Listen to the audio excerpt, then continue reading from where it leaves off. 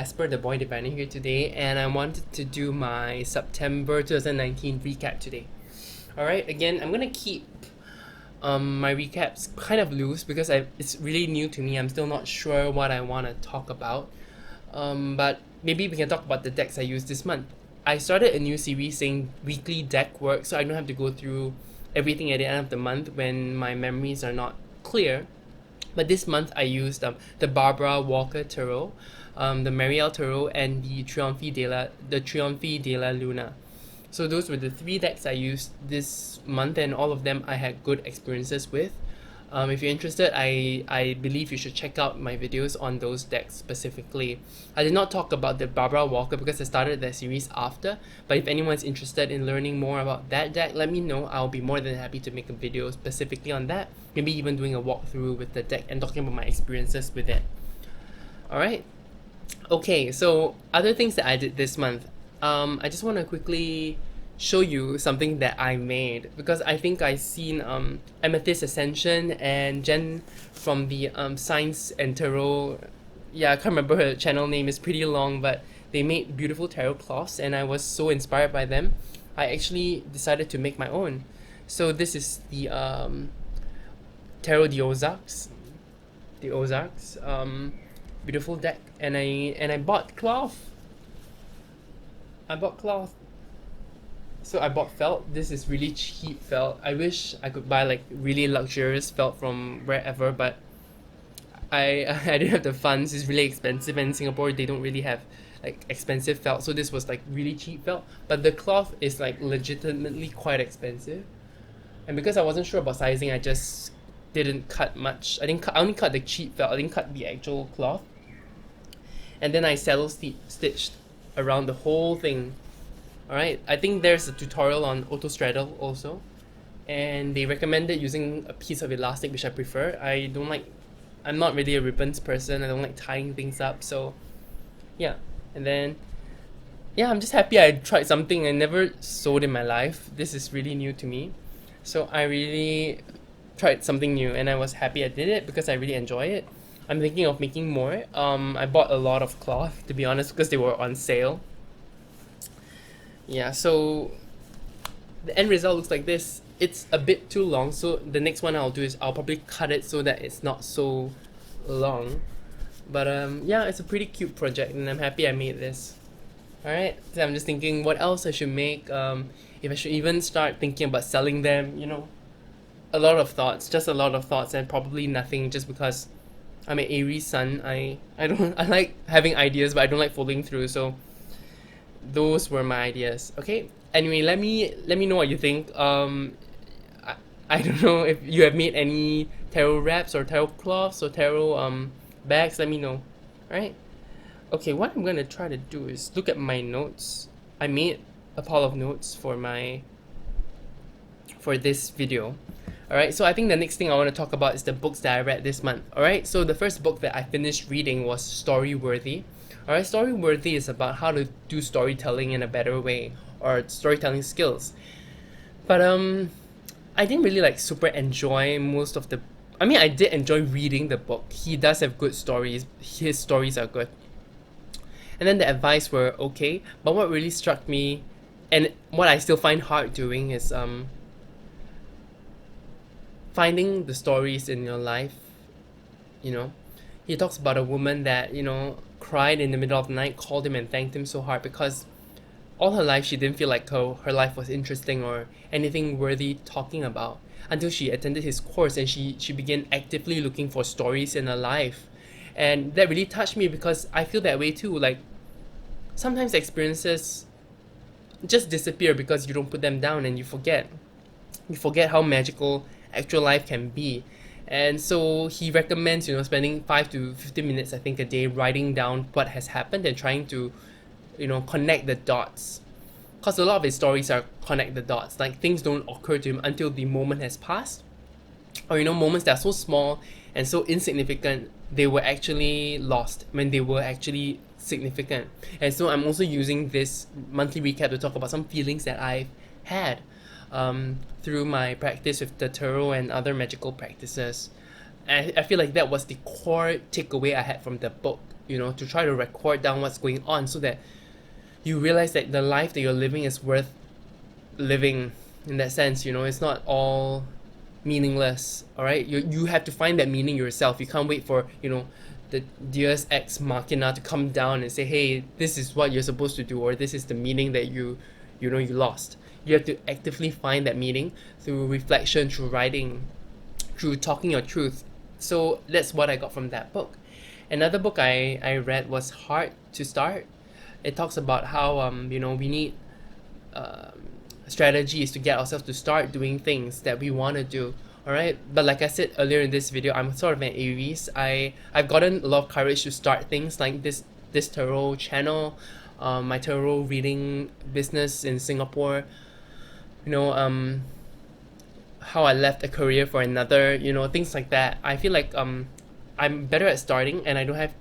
The problem is I don't have the impetus to continue. That's why I kept taking breaks from YouTube, just because I felt like I couldn't continue. Like I was just tired, or I made excuses for myself. So what I really needed is more, not the heart to start, but the heart to continue. So this book was interesting, was helpful for people, I feel like, who are afraid of starting, just because a project might seem big.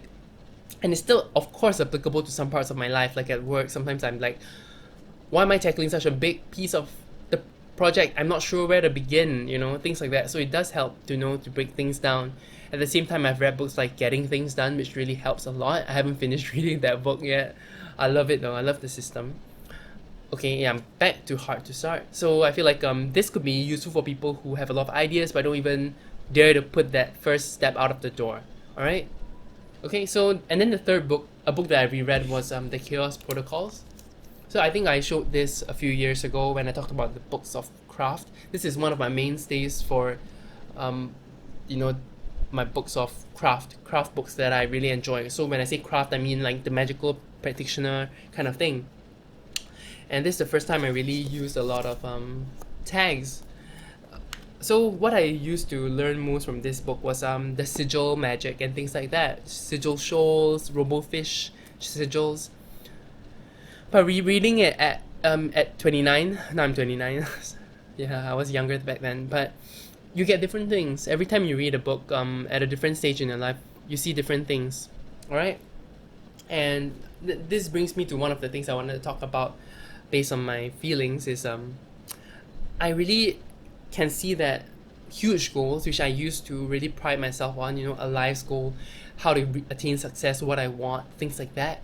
I feel like maybe I've been too rigid to myself, too focused on faraway goals, because what is most important is optionality. This book talks about optionality. I'm currently reading a new book called The Antidote, which I really am enjoying, but I can't talk about it until the next month when I'm finally done with it. But it also talks about optionality. It talks about, how goals can hurt us. Instead, like, you should do the sigil for the next step, and then the next step, and then the next step. Not jump to like, oh, I want to meet the love of my life, or I want to be super successful, I want $1 million. It shouldn't be like that. It should be step by step.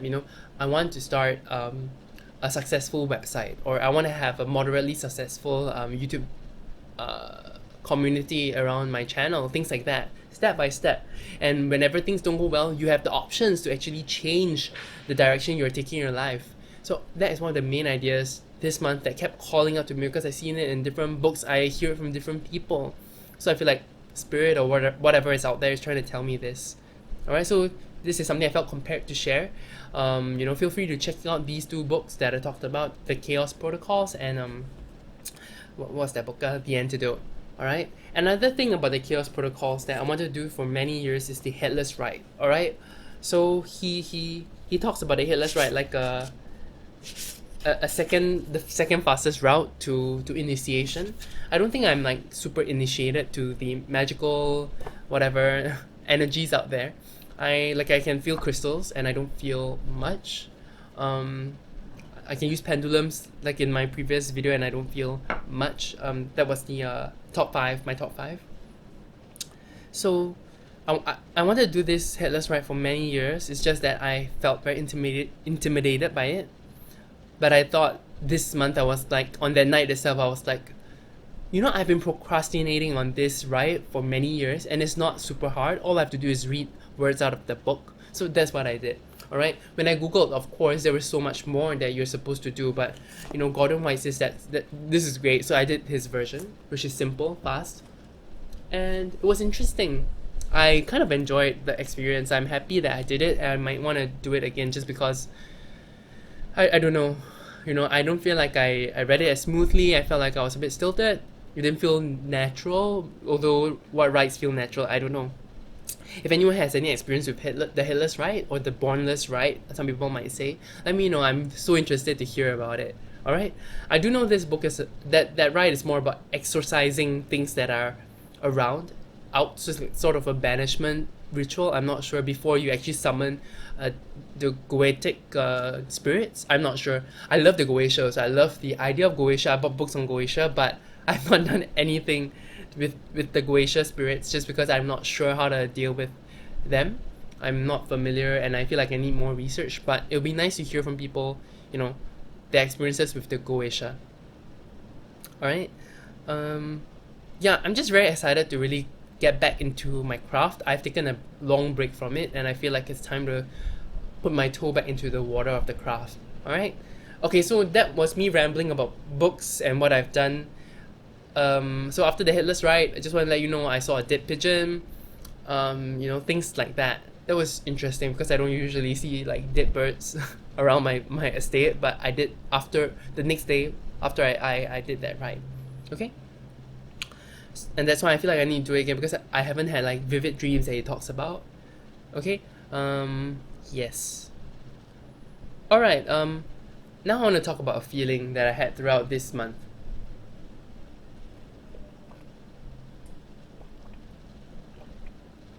All right.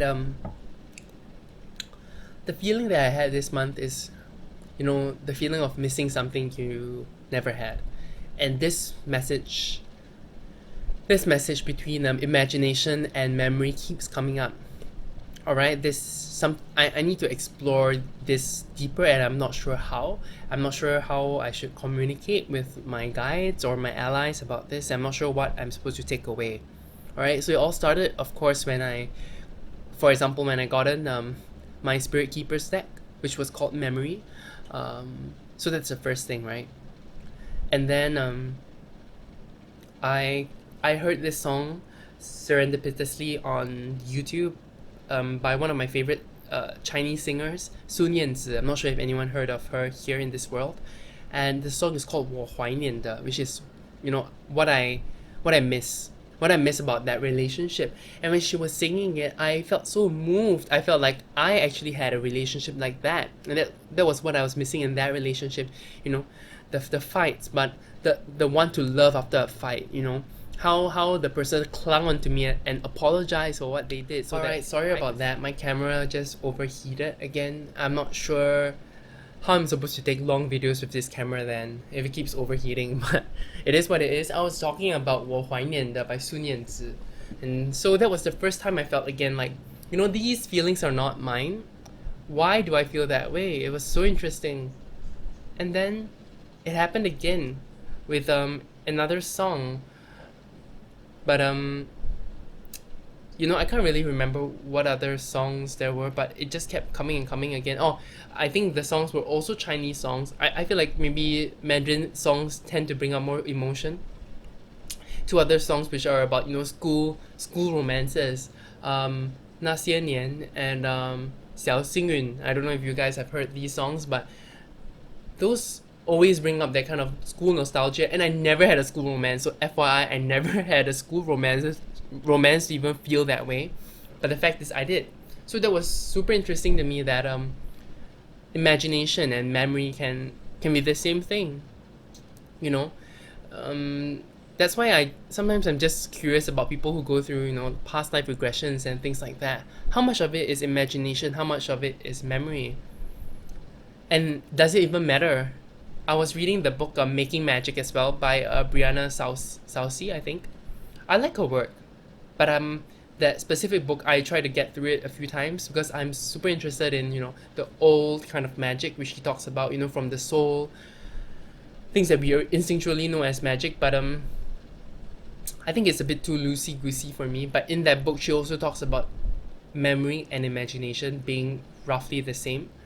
Super interesting. So I just need to think about it and sit with it.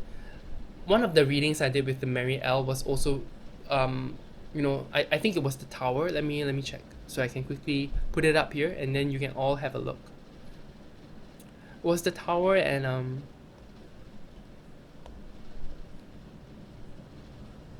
the Queen of Swords. All right, the Tower and the Queen of Swords. I I had a memory when I saw these cards, like something burning and me singing, and then I realized it's not my memory. It was from Norwegian Wood, by Haruki Murakami, where Midori, a character I always empathized and also felt like in the book, Midori is basically me again. I'm always that secondary character that wants someone's love. It's so gross. I hate saying that. I feel so vulnerable saying that. But anyway, basically Midori and Toru, the main character, were talking at her house, and suddenly the building nearby was caught on fire, and they were watching it in interest, and she was like, "I'm gonna sing." And he was like, "What would the neighbors think?" And she was like, "Whatever, she doesn't care." And she started taking out her guitar and singing and playing the guitar, singing, and watching the fire happen with, the people being evacuated and things like that. And that whole experience, reading it, I really loved the imagery. I think maybe I loved the imagery so much, for a moment, when I drew those cards, I was like, it's that scene. And then I remembered, oh, that scene is from Norwegian Wood.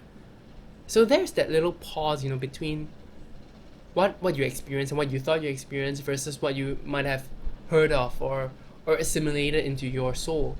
And I guess this is one of the things that I assimilated into my soul. How Midori is, how the fire, might be feeling, I can feel it on my face, and still singing it because, it's out of your control. Just watching something burn. I mean, I do have that physical experience also because, when I give offerings during Tomb Sweeping Day, which is a Qingming Jie. Qingming doesn't mean tomb sweeping, by the way. Qingming actually just means clarity. But when you give offerings, you do feel that fire in your face, and I think that feeling comes from there. And I'm pulling the memory from Norwegian Wood. In any case, this is a feeling I'm still looking at, and thinking, what am I supposed to feel? Am I supposed to better personify this in my rituals? Because, when I'm reading the Headless Right, for example, it's hard for me to feel those feelings. It makes me feel weird to say I'm Moses, for example, because I'm not Moses, and I've never read the Bible, to be honest. I read children's Bible because it's simplified, but I never read the actual Bible. So I don't know. Let me know what you think about this feeling and if you have experienced it. Alright, I know I rambled enough, and there was clearly no through line throughout this recap video, but I wanted to talk about the stationery I got. Alright, I finally started. Okay, what happened was I saw these pretty limited edition Kakuno pens on sale, alright? So I bought one. And I was like, I need to try the ink somewhere, right? And I tried it on some paper, like from Kikki or like some other notebook, and it feathered. I guess it's when the paper isn't great. And then I tried it on my old traveler's notebook, which I've stopped using. So the last entry before I started writing again was in 2017. And then suddenly, after I wrote, I'm not going to show my private thoughts, but the ink is so pretty, and that pushed me to actually write more in the book. I wrote more and more in the book, and then I thought, the ink that I had was beautiful. I think it's the Hiroshi Suzuku ink. Let me try to pull it out. I have it handy. Yeah, this is the one that I had, Konpeki. So it was a beautiful ink, but then I also had this ink that I really loved called Shinkai. So to give you the long story, okay, there is no long story, and there's no shortening of this story, I'm sorry. But basically I'm left-handed, so I use my left hand to write, things get smudged. So when I wanted to buy fountain pens, people told me to get the EF nib or the F nib, like thin nibs so that things dry faster.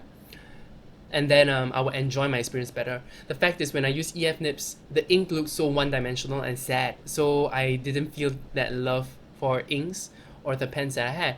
This time I bought an M nib just to try things out, and it was beautiful. The thicker it is, the more gradient there is in the ink. So I bought a second pen. I couldn't take it. This was limited edition, so I bought 2 pens. I started using the traveler's notebook that I have on the super thin paper. I think this is the 128 pages super thin paper that goes, but oh, it's so beautiful. So I'm back to journaling a little about my day, and then I decided I needed a new insert because the old insert I had was a bullet journal from 2017 that was almost filled up. So I bought a new insert and I started my commonplace book that everyone talks about, you know, have a commonplace book, write about how you feel, write the quotes from the things you read. So in my Kindle I highlight, but I decided, you know, it's time to do some of it physically. So I've started a commonplace book. Let me know if you have a commonplace book, if you're a big journaler. I love junk journals, and I'm so tempted watching Boho Tarot, watching Tiffy Butter. I love Tiffy Butter. I'm so tempted to buy like handmade paper from online and then making my own traveler's notebooks, but it's not gonna be cheap, and I don't know how long this obsession will last. I know I'm an Aries person, and I know I'm a Virgo person as well, so it's like I'm gonna do it right, but I'm not gonna complete it. Like, I'm gonna buy all the materials. For example, I bought 10 pieces of cloth to make tarot cloths, and I only used one. So that's just an example of my personality. So I'm aware, and so I'm trying to hold back. Like, don't make a notebook, just buy the insert and use that. But sooner or later, I'm so tempted to create little traveler's notebooks to make a grimoire, so I can keep it in this book and write about things. And I'm thinking of putting pockets on that grimoire, so I can put like tuck in little spells. Like the Headless Right, you need to write like a line and on a piece of paper. I want to put that in that pocket, for example. I thought that was a brilliant idea. I love the idea of that. But yeah, a significant cost in terms of money, which I don't really have, because yes, I want to talk about this. I backed so many decks again this month. It's terrible. I backed the Orion's Tarot. I'll show it somewhere. It's beautiful. Last month I talked about the Material Prima, but this month I also backed the Wayward Tarot by Pixel Occult, who does the Neon Moon Tarot, which I'm using this week. So yeah, I have so many decks coming up next year, and I've spent so much money on decks that come next year. I still want to buy new decks. Alright, so in the month of October, I'm planning to buy the Inner Compass Oracle. I wanted it since I've seen it on Instagram under, I think, Queen of Wands. She showed the manifestation card, and that was beautiful. Alright, so okay, I talked about my stationery, I talked about my beautiful fountain pens and the ink that I have, I talked about the decks I'm gonna buy. Let me quickly check my notes if there's anything else. Alright, nothing else. I really hope you enjoyed this rambly recap video. I wish you watched it on 1.5 times or something, and just, you know, let me know what you think. Let me know if there's a way you think I can structure this better. You know, maybe like feelings, books, decks that you want to buy, decks that you bought.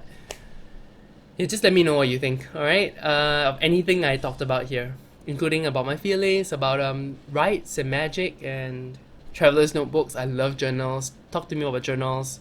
Tell me about your grimoires. I love to hear all about that. I have a huge grimoire that I only filled like 5 pages of. This may be like super crazy, but my camera died again. So I think I've been talking too much. That's a sign to tell me to stop.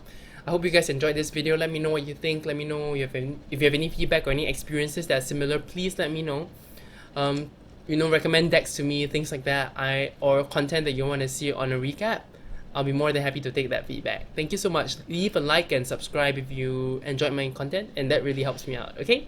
You guys have a great rest of the day. Take care and bye.